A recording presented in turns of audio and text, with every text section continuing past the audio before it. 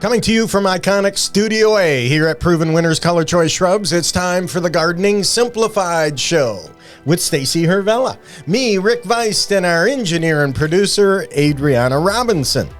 Well, Stacy, today let's talk about rhythm and repetition. They're important landscape design principles that provide cohesion in a landscape. In other words, kind of a sense of belonging in a landscape, and they can create a mood in a landscape. Rhythm is kind of the visual movement or flow that guides your eye through a landscape. And Stacy, I've learned through the years that people in general like patterns and similarities. You feel comfortable with them. People love patterns and similarities in things like clothes and home decor. But it always amazes me that when it comes to DIY landscaping and gardening, it's a concept that most people just completely miss out on interpreting. And It's honestly one of the simplest, easiest, most surefire design concepts that you can implement in your garden. Let me tell you this, and I speak from experience. Using concepts of rhythm and repetition of like the same plant repeated throughout the garden is easy. It saves you money, and it covers a multitude of other design sins. By establishing that structure through repetition and rhythm, you can get away with so much more beyond that. It makes a huge, huge difference. Yeah, absolutely. You're basically creating a hierarchy in the landscape, kind of a sequence of spaces, a theme, like we talked about a few weeks ago with my landscape near the beach, using grasses, various grasses, a repeated element, so to speak, to do that. And rhythm and repetition go hand in hand. Rhythm is the repetition of elements to create a sense of movement, flow, and unity. Stacy, I've seen that very often. It's poignant in Japanese gardens. That's where I really see it. Oh, yeah, definitely. Very, very good example. So similar elements multiple times in a landscape. Unity, harmony, and order. And yeah, a lot of times, we talk about harmony. There's a great correlation between music, creating music, playing music, and the landscape as far as repetition is concerned and dynamics. Now, to celebrate this, I wrote you a little limerick about rhyme and repetition. Of course, a limerick better rhyme, so I got that part covered. But here you go. Repetition, it ain't so hard. Repetition is in my yard. One plant, but I have many. I've spent a pretty penny. Just put it on my credit card. Repetition, it ain't so hard. Repetition is in my yard. One plant, but I have many. I've spent a pretty penny. Just put it on my credit card. See what I did And it there? goes on like that. I like it. Repetition. But it can be more than plants. It can be stone. It can be various things within the landscape. And I've seen that more and more with paths and patio stones and patios also, where as opposed to just using one type of stone, using various patterns or colors within a patio or a path, and creating a rhythm, some sort of repetition really can have a huge impact. I'm glad you mentioned that because I'm actually working on a very similar situation in my own yard.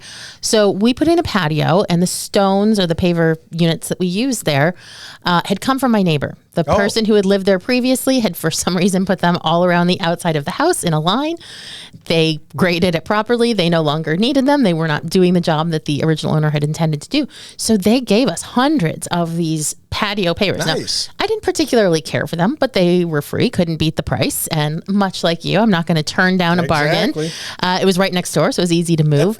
And so it's not my first choice, but it works. And now we're going to add another patio. And I'm thinking, okay, well, if I'm shelling out for this, I'm not going to buy the same reddish pink color that I don't really care for, but I can buy it in I can buy the same unit in a different color. And then I can still have that kind of theme and variation is how it's often would be considered in like classical music.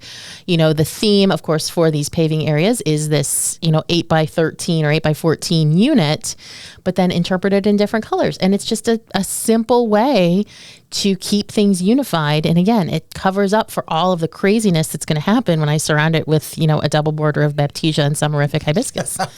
That's true. And, the placement of those pavements, too, there can be a form of syncopation to the way you set those pavers. In other words, if you pick certain colors, the distance between those colors can either quicken or slow one's pace. All of those are important elements within a landscape. And a great composer, of course, understands that many different instruments and people together can create a masterpiece. There's all sorts of different instruments that are used, for example, in a symphony. And if you think of Beethoven, Beethoven's Fifth, da, da, da, da. Well, it's 3/4 time, okay?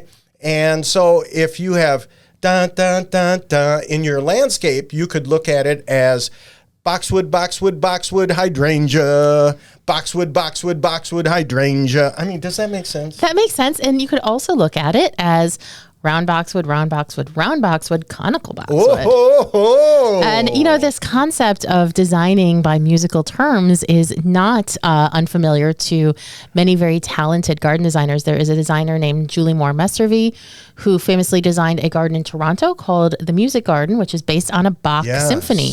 And so I forget exactly what piece of music it is, but it's based on a piece by Bach. And it's, the way she laid out the paths and the beds and everything interprets this same musical concept in a physical way in the garden. So if you're into music, you might want to look up her work and kind of see through her lens how she interprets it. That's fantastic. I love that. Yes, so it directly ties into, Dobie Gray got it right. You remember Dobie Gray and his song Drift Away? Drift Away? I don't. Thanks for the joy that you've given me. I want you to know I believe in your song. Oh, yeah. Rhythm and rhyme and harmony. You helped me along. You're making me strong. So. He's one of those guys that his song is more famous than his name. That's Poor true. fella. That's true. But I mentioned syncopations. I love syncopation in music, and the way I visualize it is if your eye is panning across a landscape and you have, let's say, some lower growing spireas or whatever, and then all of a sudden there's a pointed evergreen that just pops up. Yep. That's syncopation in the landscape, and boy, does that add a lot of interest. And then, of course, within music, you would have a cadenza. And a cadenza is interpreted as an ornamental passage. It's often near the end of a movement and sometimes improvised, but it's generally some kind of piece or plant or something within the landscape that just gives all kinds of flourish, where the eye, it's a focal point, whether it's a fountain or it's a blue atlas cedar or whatever it may be, that just stands out in the landscape. And so a focal point, that would tie into the whole analogy with music too. Yeah, and that's kind of what I was saying earlier about the boxwood, conical boxwood is, by doing a little research, which is a great thing to do as we're coming into the colder months, you can find plants that you can have different shapes like that. Yes. Especially conifers and evergreens, that you'll find those shapes, and then that there's just enough cohesion with the foliage and the color and all of that to interpret that, throughout the garden using those various different shapes. And it's very similar. Yeah, these Italian words that describe music, I don't know if I pronounced them right, like pizzicato. Pizzicato, yeah. Pizzicato, yeah, okay. So that's a term that means pinched or plucking of strings, and Tchaikovsky used that really well. That plucking, it's kind of in the landscape, it would be using plants that rise and fall in height. And that's fun within a landscape. And then, of course, you have forte, which would be loud. Yeah, strong. Playing loudly. And in a landscape, of course, that's dynamic. It's forceful. And Stacy, therein lies our color choices You like red? Yeah, I didn't even Right? mean to do that, but yes, I do like red. Forte, right? And it's going to stand as opposed to, let's say, using pastel shades within a landscape. You know, and the important thing to remember about all of this is that it doesn't necessarily have to be like this the whole season. You can have the Yes. forte for just a short, moment when that plant, whatever it is in its full flower or the full color or whatever it is. So it's not like it's always beating you over the head. It's a moment that you can look forward to based on the seasons. Yeah, because you need an intermission. Speaking of intermission, let's do that now. And coming up next, Stacy's going to give us plants on trial. That's coming up next here on the Gardening Simplified Show. Greetings, gardening friends, and welcome back to the Gardening Simplified Show. It's time for us to put a plant on trial, which is to say we're going to tell you all about one of the 320 plus Proven Winners Color Choice shrubs, and you get to decide if it's going to earn a spot in your garden. Now, of course, on today's topic of rhythm and repetition, really any of the plants in our line could work this way, because really it's just a matter of you taking a plant that you really like and using it typically in multiples of odd numbers is the most common way to do this, and repeating that theme through the garden in a way that makes visual sense. And really you can do that with any plant. But one of the plants that I think is particularly suited to this type of treatment is a plant that got the most feedback, I think, from the recent garden tour that we did on YouTube. And that is Tater Tot Arborvitae. Yes, I love tater tots. And, coming up in segment 4, I'm going to talk about the invention of tater tots. Oh, you are. Not the plant, the stuff we actually eat. I can't wait. So Tater Tot Arborvitae, if you didn't see the video and if you are interested, you can find that on our YouTube channel. And of course, there will be a link in the show notes at gardeningsimplifiedonair.com. It's pretty easy to envision this one if you're not at all familiar with it. It is an evergreen and it's round. And it's cute. Like, obviously the name Tater Tot is very cute. And it naturally grows just as a tidy little ball of that beautiful arborvitae fan-like foliage. And you don't have to lift a finger. You don't have to prune this thing. It just naturally grows that way. It reaches 2 to 3 feet tall by 3 to 4 feet wide. So as it grows more mature, it will kind of lose some of its roundness and become a little bit more oval, but it still has that strong structure that lends it really well to using as a theme and variation in your garden. And best of all, even though you could use any shrub or tree or whatever to do this, it's an evergreen. So it provides year-round coverage so that you are establishing that structure in your landscape and it's persisting throughout the year, so you don't lose it. It doesn't just come and go based on the seasons. Yeah, if you talk about 4/4 time in music, equal beats, 4 beats to a measure, this plant would fit that role. It looks to me in the landscape like whole notes. 1, 2, 3, you could 4. say that. And by the way, when we did the garden walk, at one point I was petting the tater tots because they just look like a cute little puppy, and I got a lot of eye rolls on that one, so I'm sorry. Yeah. It was cute. It's adorable. It's an irresistible plant, and that's kind of it's one of those things, right? And when you go to the garden center and you see Tater Tot Arborvitae, and you're like, I love this thing, and what do people do? They buy one. They buy 2. And if they buy 2, you know what they're doing with them, right? They're putting them on either side of their doorway. Oh, yes. They're matching them in a container. And all of those are perfectly valid ways to use something like Tater Tot Arborvitae. But I think that when you start to, imagine this concept of rhythm and repetition, and you're buying multiple Tater Tot Arborvitaes, so let's just say, to establish the theme and repetition, you're going to buy 5 sets of 3, or, maybe you can mix that up in different ways. And then you're going to spread that through your landscape in different areas. And then, that's how you establish that. Again, once you've established that structure, you can get away with so much more beyond that. Structure is a gardener's best friend. And I am telling you this as someone with absolutely zero self-control when it comes to plants. If I like them, I have to establish strong structure. My garden does not have curving lines.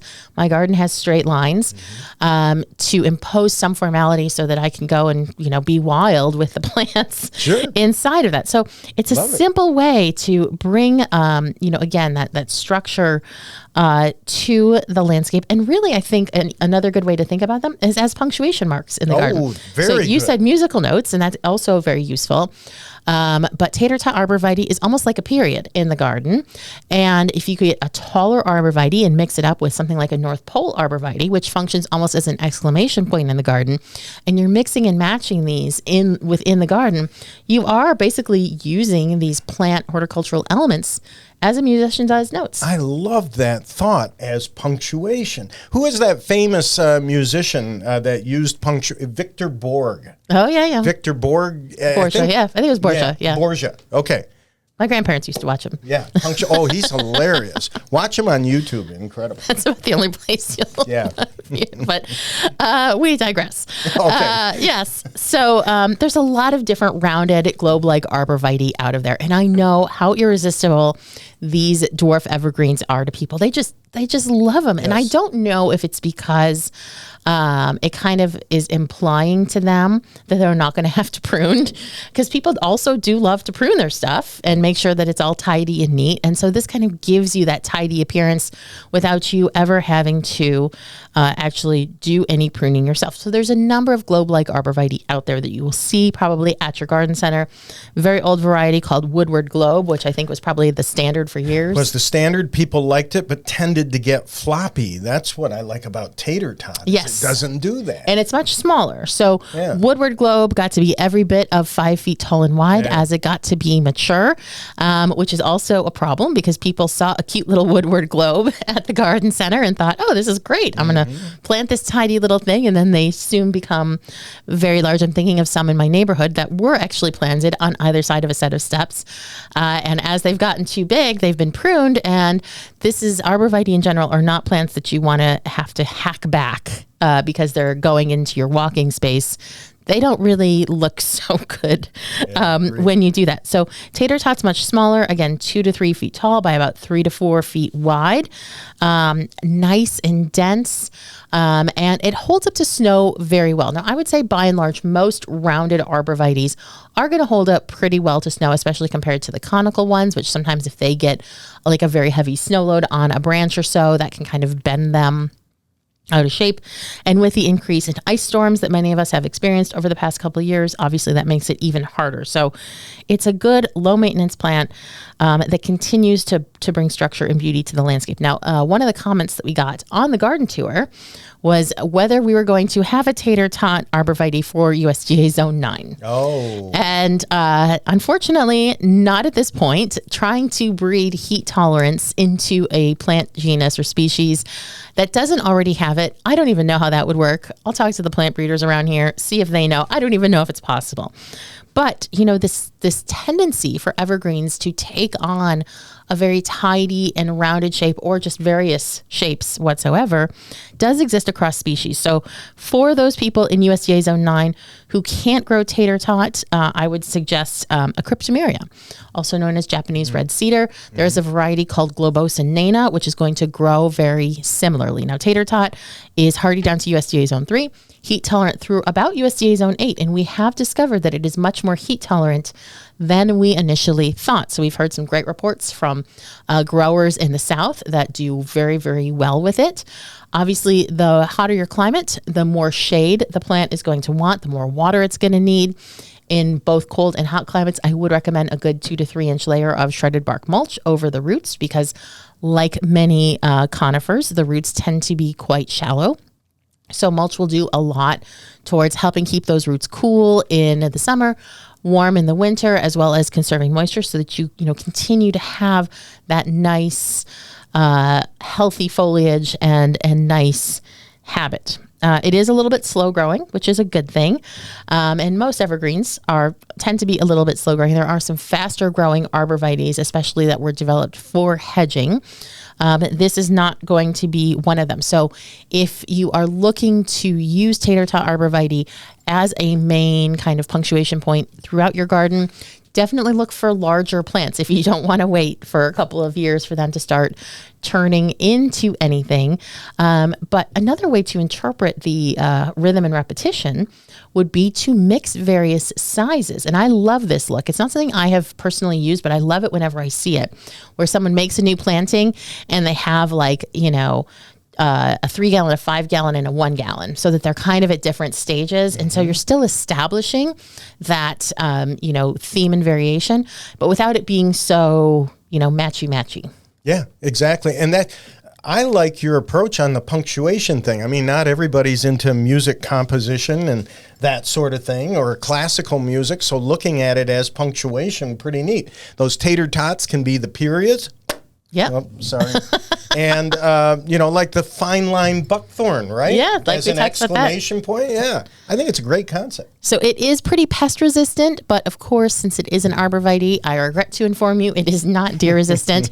So you will see no tater tot arborvitae in my garden or Rick's garden, or at least outside of his compound. But if you don't have deer, this is a great plant to try and start experimenting with these concepts of repetition and rhythm, theme and variation in your garden, and just see what it does. You will be amazed at the difference it makes, and it's so simple. You don't have to know all of the plants. You don't have to know all of the secrets. It's just an easy way to do what the pros do. Sure. Really. Agreed. So we're going to take a little break. When we come back, we're opening up the garden mailbag, so please stay tuned.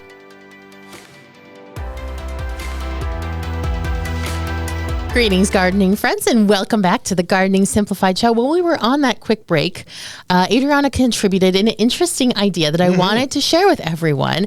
And so she was saying, like, what if you took tater tots and planted one kind of in the background, one kind of in the midground, and one kind of in the foreground, and you used the artistic concept of foreshortening to kind of make them look like they were a snowman or all grouped together. And I thought that was so interesting because, of course, Adriana is a photographer and videographer, and this idea of like design and how we all interpret repetition and rhythm and all of these design concepts really depends on our own perspective, which is, of course, informed by what we do. So Sure. There are really no wrong answers or no wrong way to interpret these ideas in your garden. It's all based on what works for you and how you see things. Well said. All about interpretation. Love that. So anyway, we are always happy to answer your garden questions. So you can reach us at gardeningsimplifiedonair.com or leave a comment on a YouTube video.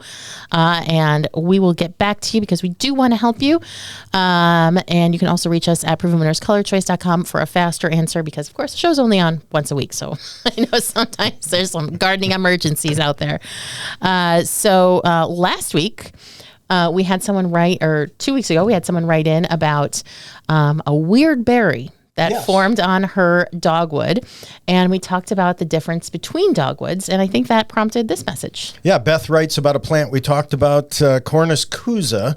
Love your show. I learned so much. My Kousa dogwood tree has some areas of peeling bark, not due to critters. Can you tell me what's going on? The tree is otherwise healthy and yielding tons of flowers and now berries. So Beth did include photos, and I'll tell you, it is such a pretty planting. You are going to love this when you get a chance to see it.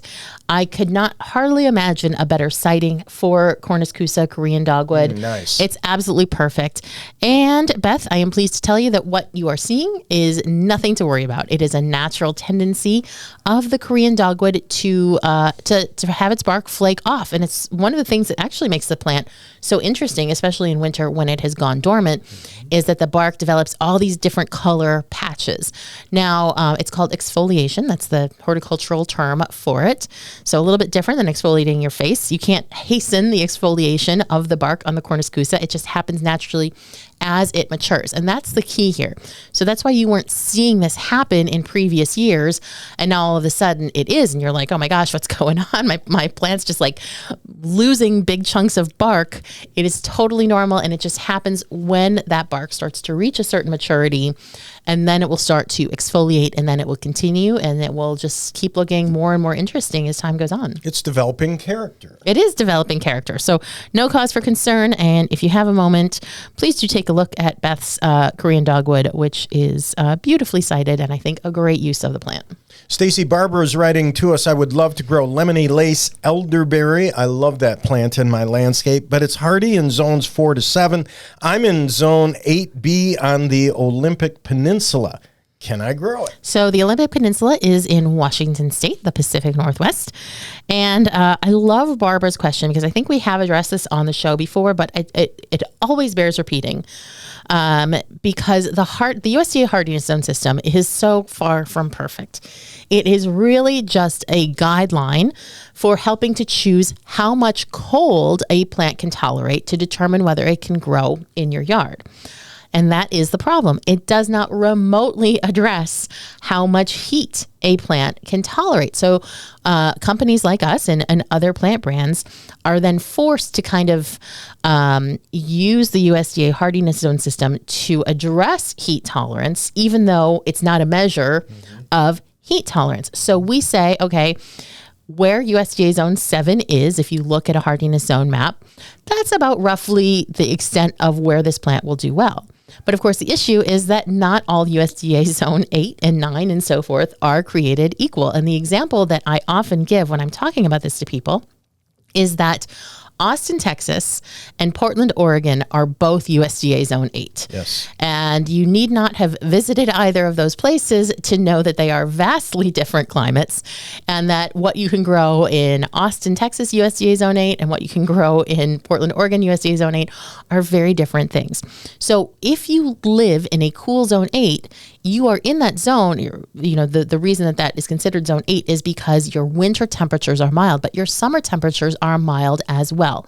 So if you're in the Pacific Northwest or in a milder climate at a higher altitude, different things like that, you do have the chance to grow plants like lemony lace elderberry, especially if your nighttime temperatures are cool. That's another thing that the hardiness zone system doesn't remotely address is like, what's the nighttime temperature like? How long is it hot? So it is imperfect. It's the best guideline we have. But Barbara, I'm really glad that you asked this because I think that lemony lace should do fabulously for you on the Olympic Peninsula in Washington. If you are concerned because it does have yellow foliage and the foliage is, as it says in the name, quite lacy, definitely more shade will help, for it to be able to withstand any time you do get some hot, dry weather, which I'm not really sure that ever actually happens on the Olympic Peninsula. I've visited the area often and so beautiful. And your analogy is great, Stacy, because if you think about it, think about Austin, Texas, and then think about Barbara on the Olympic Peninsula. It's the Pacific Ocean that is tempering the climate. And so I would agree with you wholeheartedly that I think Barbara could be very successful with lemony lace elderberry. So, if you have a question about any of our plants and we have a certain hardiness or heat zone on them, and you're wondering, please do reach out to us. We're always happy to tell you.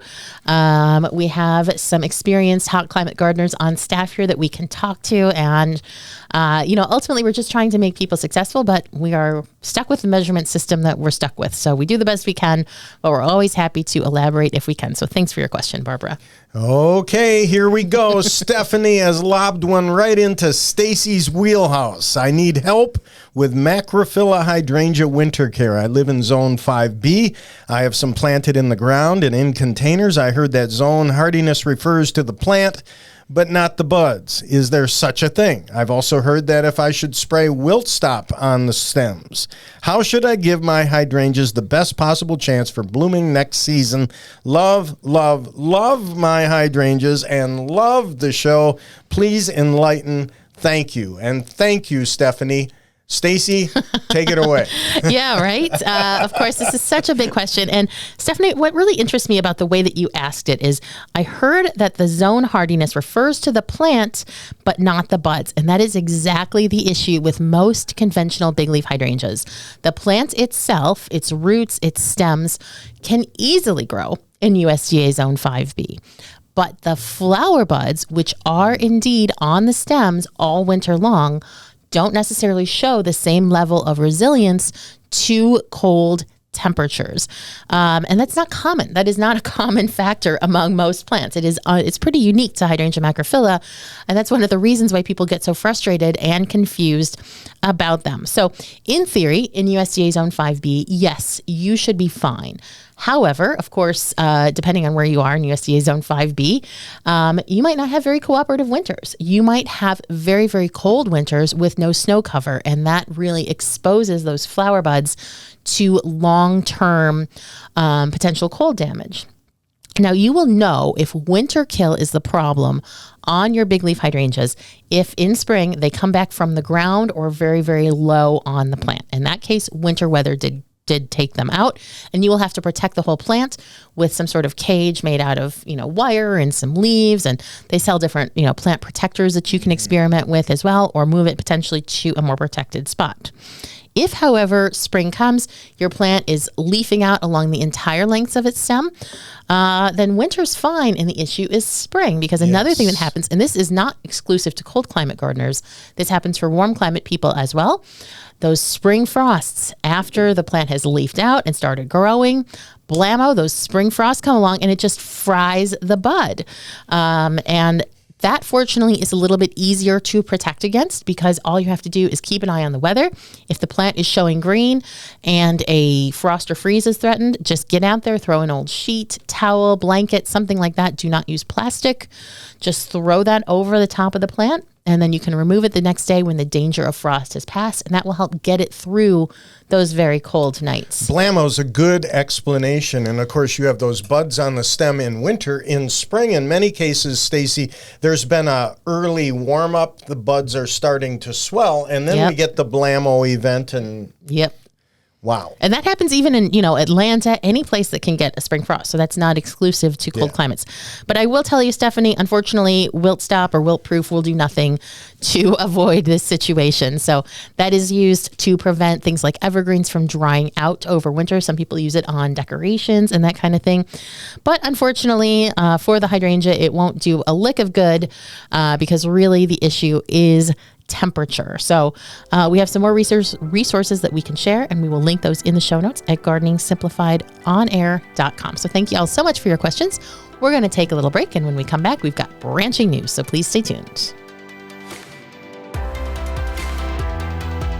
Welcome back to the Gardening Simplified Show. It's time for branching news. And again, a reminder, coming up later in October, we're going to do a show on Halloween horror stories. Horror stories in your garden, in your landscape, in your yard. A time when things simply went awry. The wheels fell off. We'd like to hear about that to share with others.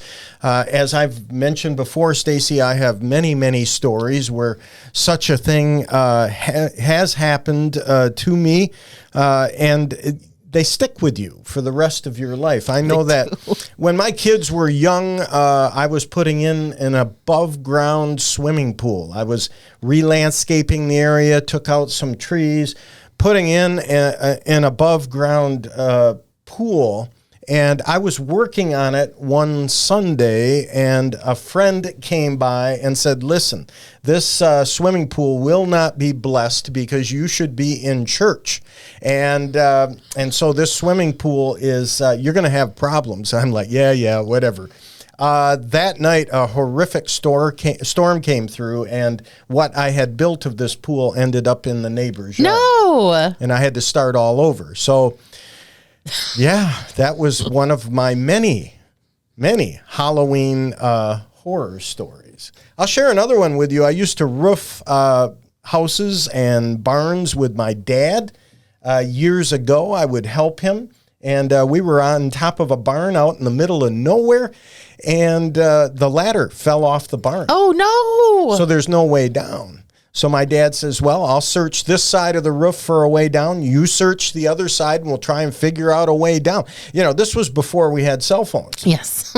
And suddenly I see my dad walking on the ground. I said to my dad, how in the world did you get down there? He says, well, there's a manure pile on the other side of the barn, and I just jumped in there. Oh, my goodness. I said, well, how far did you sink? He said, I sunk ankle deep.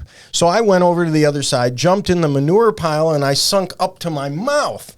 I'm like, I thought you said you only sunk ankle deep. He says, yeah, I went in head first. So we need your Halloween horror stories. I'm sure you've got some horror stories. I mean, the ghost of plants past that I thought I could grow and died and haunt me to this day.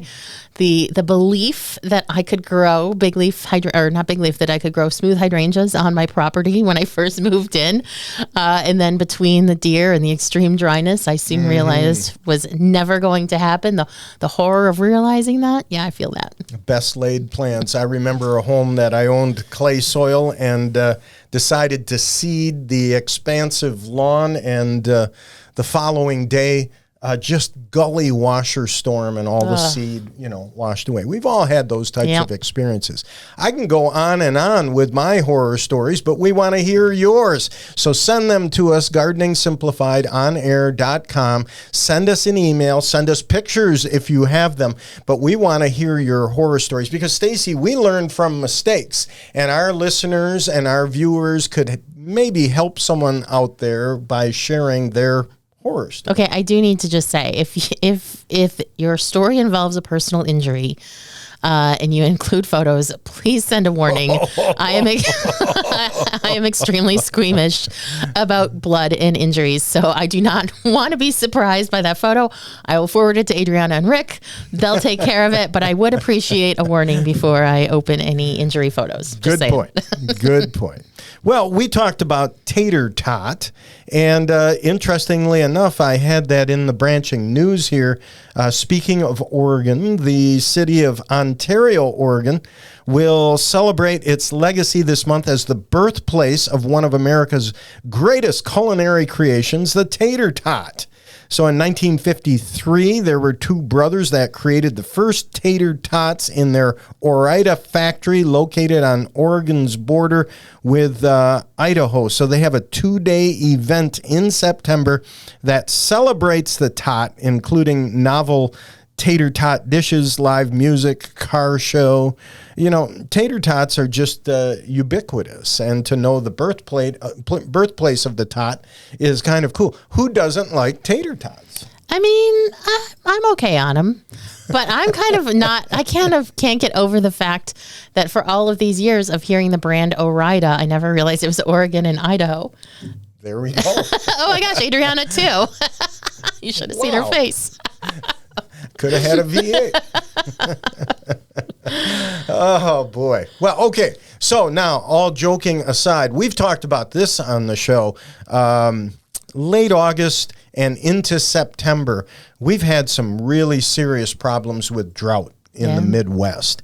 And I wanted to share on our webpage, gardeningsimplifiedonair.com, a link to a map. There is a map that basically publishes where drought is taking place. It's a drought monitor, and it's color-coded, and you're able to see that. And unfortunately, our friends in Ohio have really suffered this late summer and into September. Lack of rain in recent months is laying waste to farms across Ohio, leaving farmers in the region with smaller crops, lower yields. So according to this map, over 95% of Ohio is experiencing some sort of drought conditions with below average summer precipitation. Over 78% of the state, mostly including most of Northwest Ohio, is under a moderate drought or worse. 42% of the state have felt the impacts of severe drought.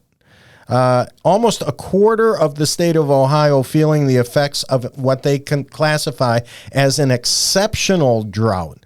And Ohio is afflicted by the most significant extreme drought conditions on this map. They grade the amount of drought, the drought stress. And so, boy, I tell you what, I feel bad for our Ohio friends. There's other parts of the country too, but Ohio is really taking it on the chin. And here in Michigan, as I drive along the expressway or along roadways, you'll look into the woods along the road and you'll see the poison ivy turning bright red that's climbing up trees. You see trees starting to turn color early. Drought can affect fall color, and we're starting to see that here in Michigan.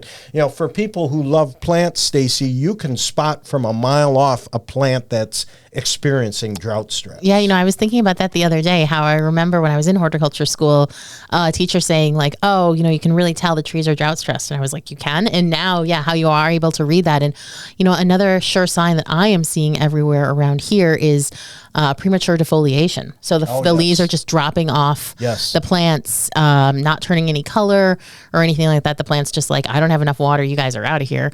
And just trying to conserve its resources. So, yeah, it is rough, and hopefully we'll get some rain soon. But, you know, another issue when it gets this dry is that if you do get a big storm, the surface tension on the soil has developed so strongly that the water can just run off. So it doesn't actually wet the soil. So another great reason for mulch. You know, we're huge proponents of mulch on the show, and mulch will help prevent that at least somewhat. So, and that's true. And there are many great stories also of past droughts in past years where they are able to see on trees far removed from that drought, years later, the effect that drought had on that tree. In some cases, if the drought is severe enough, it can have not just implications for next year, but long-term implications for a plant.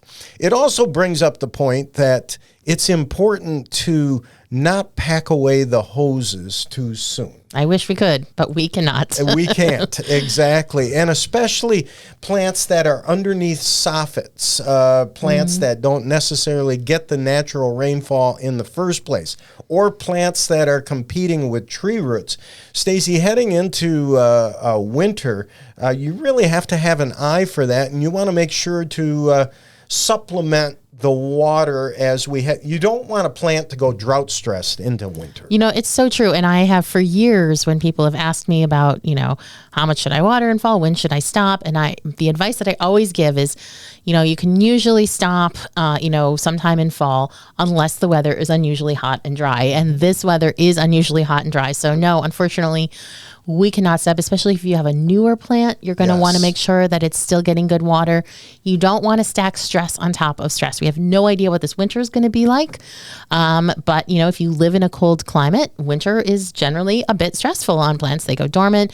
And if a plant goes dormant and can't fully make use of the resources that it has because it's just dropping foliage green or whatever due to the drought, that does set the plant back. And you know, 1 or 2 years, probably not going to be a huge deal. But if we continue to have very difficult weather like this, it does, definitely begin to take a toll on the plant. So as you're going around still watering your containers or vegetable garden or new plants or whatever, make sure you're giving a little love to those established plants too. They will definitely appreciate it. Well said. Always a privilege and pleasure to do this show with you, Stacy. Thank you so much, Adriana. And thank you to you for watching us, listening to us. The Gardening Simplified show is a podcast, radio, and YouTube show. So look for us and have yourself a great week.